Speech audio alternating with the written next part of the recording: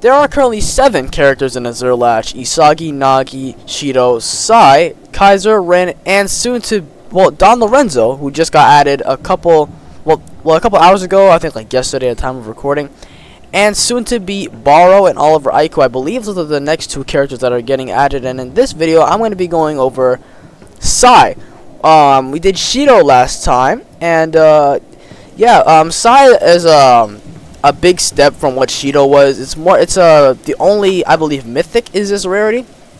It's the only mythic in the game, and it's a really versatile style. It's good for dribbling, it's good for passing, it's good for shooting. It's an all-rounder, and it's generally a really good style if you know how to master. So I'll just be going over the basic methods and everything you need to know before you use them. So let's get right into it.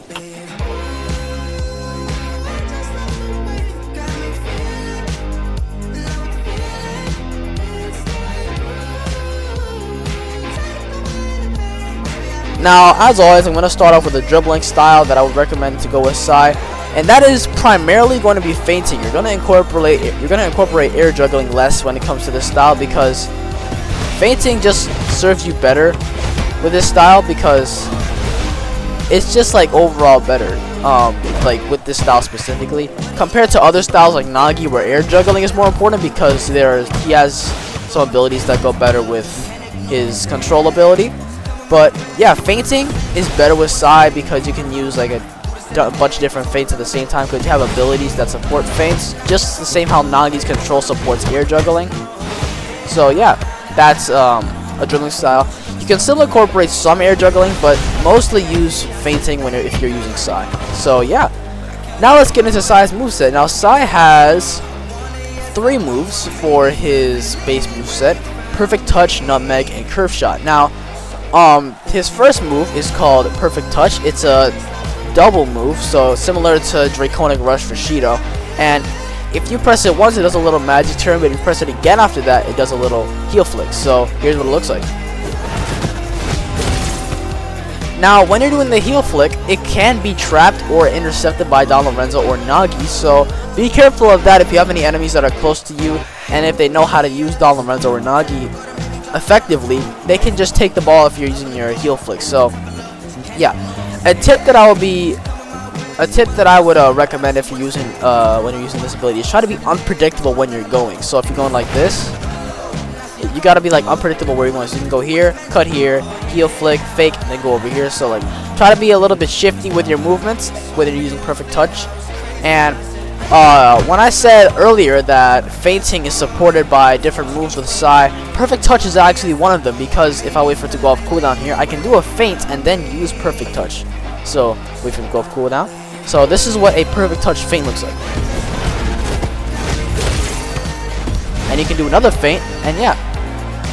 Now, you can essentially do like a double feint if you use this, so I'd recommend that you use, that's why I said I'd recommend using feinting with this style, because it just suits it better than air juggling, in my opinion at least. Now let's move on to his next ability, which is Nutmeg.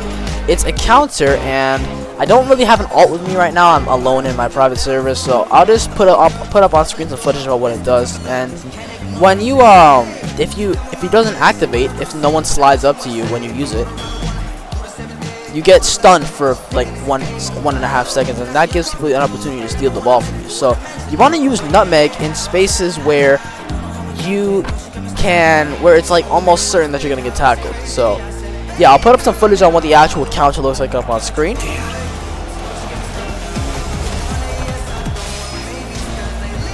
Alright, and yeah, when you're using Nutmeg, I'd recommend using Nutmeg if you're getting like covered. Like, I'd recommend like starting up to it, like you can dash, dribble, and like that.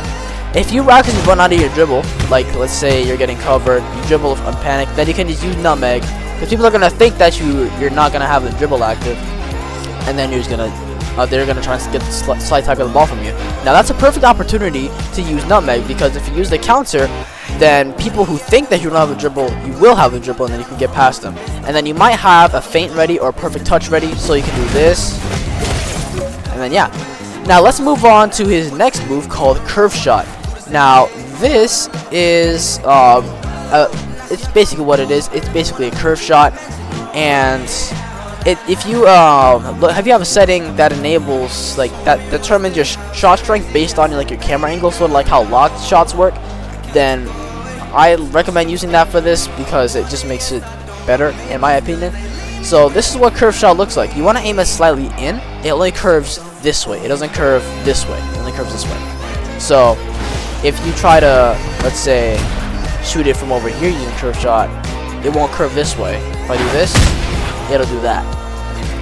Now you see, so in my opinion, I recommend using it from around, I just lag. I'd recommend using it from around middle range to like anywhere over here. Anywhere over here. Now, when you actually use curved shot, the range that I recommend you be in, I would recommend being around here, like slightly out from direct shot and heavy range, like around here, like 2 squares from the outline of the box, and this is what it looks like when it actually goes in.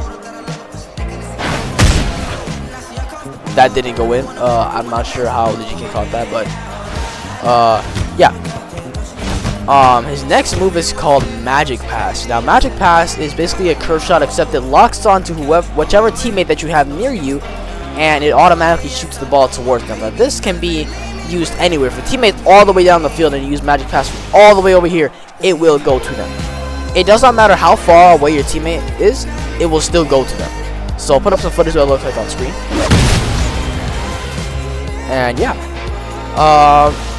Now, his awakening animation and his awakening ability crossed the Elastico. It looks Rin and SAE got matched up in the U20 match, and SAE just got a bloop right past him. So that's basically what it's based off of, and I'll put up some footage on screen because you actually have another player near you in order to use this. So let's pop our flow. Oh, I forgot to mention.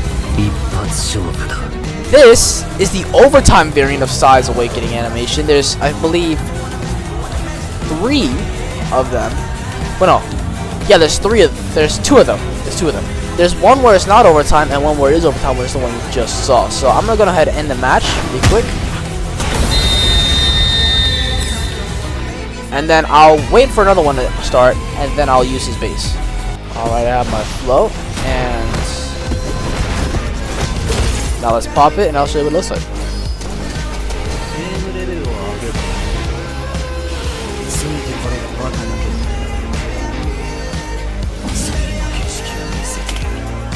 Now that was SAE's base awakening animation, and now I'll just put up some footage on screen of what Cross Elastico looks like, since they don't have an actual other play with me to show you what it looks like. But something I would recommend when you use Cross Elastico, I'd recommend you use it from around right here. It's guaranteed to go in from around this range. So yeah, here's some footage of what it looks like.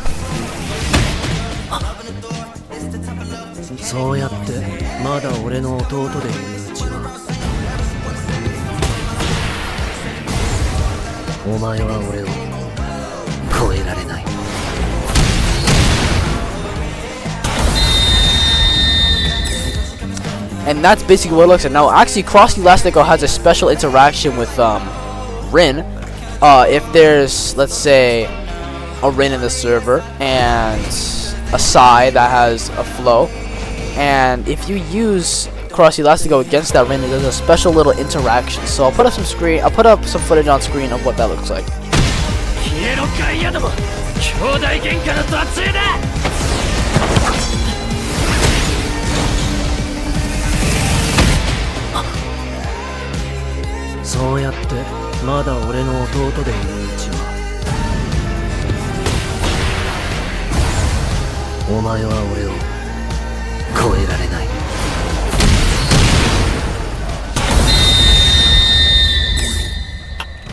Alright, that's what it looks like, and now that's literally it for SAE's moveset. And now let's go into some gameplay.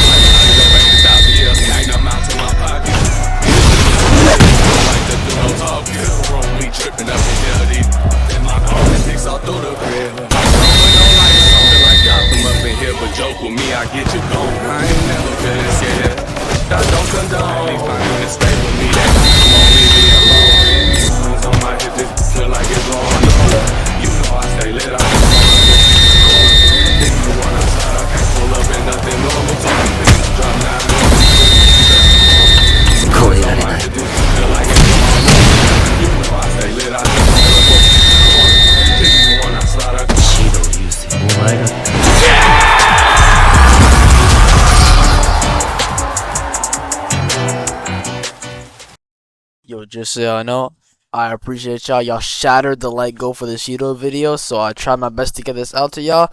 Thank you guys so much for the support on the last few Azure Latch videos. Like, almost 1,500 views in less than a week is astounding. That's probably the fastest 5,000 I've ever gotten. 1,500 I've gotten in my entire career in YouTube.